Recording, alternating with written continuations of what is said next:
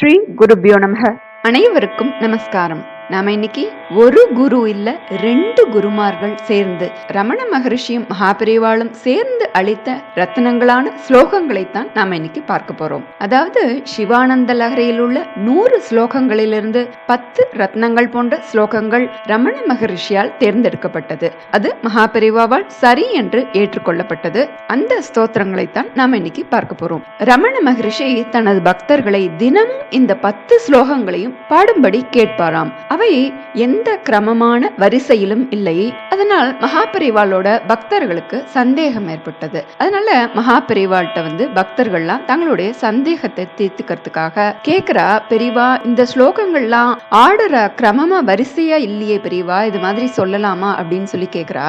அதுக்கு மகாபெரிவா சொல்றா, மகான்கள் ஒருபோதும் எந்த தவறும் செய்வதில்லை, அதுல சந்தேகமே வேண்டாம். இது ஒரு தெய்வீகமான தேர்வு, ரத்னமான ஸ்லோகங்கள். இதே ஆர்டர்லயே இதே வரிசையிலேயே சொல்லலாம் அப்படின்னு சொல்லி மகாபெரிவாளும் சொன்னாலாம். 10 divine shlokas from Shivananda Lahari selected by Ramana Maharishi and accepted by Mahaperiyava.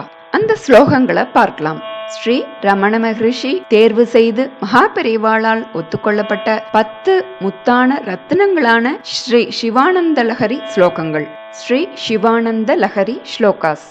அங்கோலம் நிஜ பீஜ சந்ததிரயஸ்காந்தோபலம் சூச்சிகா சாத்வி நைஜ விபும் லதாக்ஷிதிருகம் சிந்து சரித்வல்லபம் प्राप्नोतीह यथा तथा पशुपतेः पादारविन्दद्वयं चेतो वृत्तिरुपेत्य तिष्ठति सदा सा भक्तिरित्युच्यते. भक्तिर्महेश पदपुष्करमावसन्ति कादम्बिनीव कुरुते परितोषवर्षम् सम्पूरितो भवति यस्य मनस्तटाकः तज्जन्म सस्यमखिलं सफलं च नान्यत्. जननं मृत्युयुतानां सेवया देवतानां न भवति सुकलेशः संशयो नास्ति तत्र. अजनिम् अमृतरूपं साम्बमीशं भजन्ते यैह परमसौख्यं ते हि धन्या लभन्ते. घटो वा मृत्पिण्डोऽप्यणुरपि च गूमोऽग्निरचलः पटो वा तन्तुर्वा परिहरति किं घोरशमनम्. वृथा कण्ठक्षोभं वहसि तरसा तर्कवचसा पदाम्बोजं शम्भोर्भज परमसौख्यं व्रजसुधीः.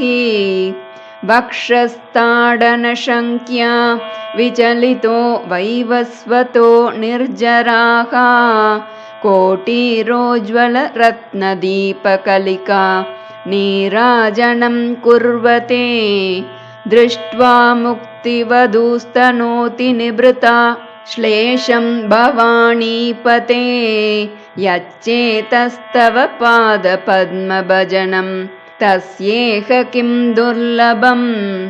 गुहायां गेहे वा बहिरपि वने वादृशिकरे जले वा वह्नौ वा वसतु वसतेः किं वदफलम्.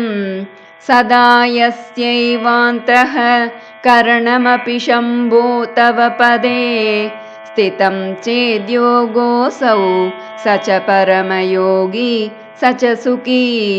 नरत्वं देवत्वं न गवनमृगत्वं मशकता पशुत्वं कीटत्वं भवतु विहगत्वादि जननम्. सदा त्वत्पादाब्ज स्मरण परमानन्दलहरी विहारासक्तं चेत् हृदयमिह किं तेन वपुषा.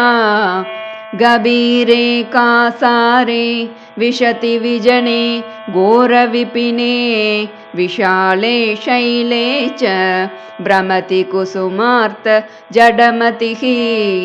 समर्प्यैकं चेतः सरसिजमुमानाथ भवते सुखेनावस्थातुं जनैः न जानाति किमहो वटुर्वागेही वा यतिरपि जटी वा तदितरो नरो वा यः कश्चिद् भवतु भव किं तेन भवति यदीयं हृत्पद्मं यदि भवददीनं पशुपते तदीयस्त्वं शम्भो भवसि भवभारं च वहसि आद्या विद्या हृद्गता निर्गतासीत् विद्या हृद्या हृद्गता त्वत्प्रसादात् सेवे नित्यं श्रीकरं त्वत्पदाब्जं भावे मुक्तेर्भाजनं ராஜமௌளே.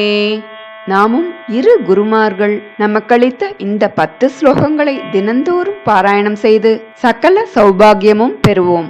ஸ்ரீ குருப்யோ நமக. ஸ்ரீ மகாபரிவா சரணம். ஸ்ரீ ரமண மகரிஷி சரணம். நமஸ்காரம்.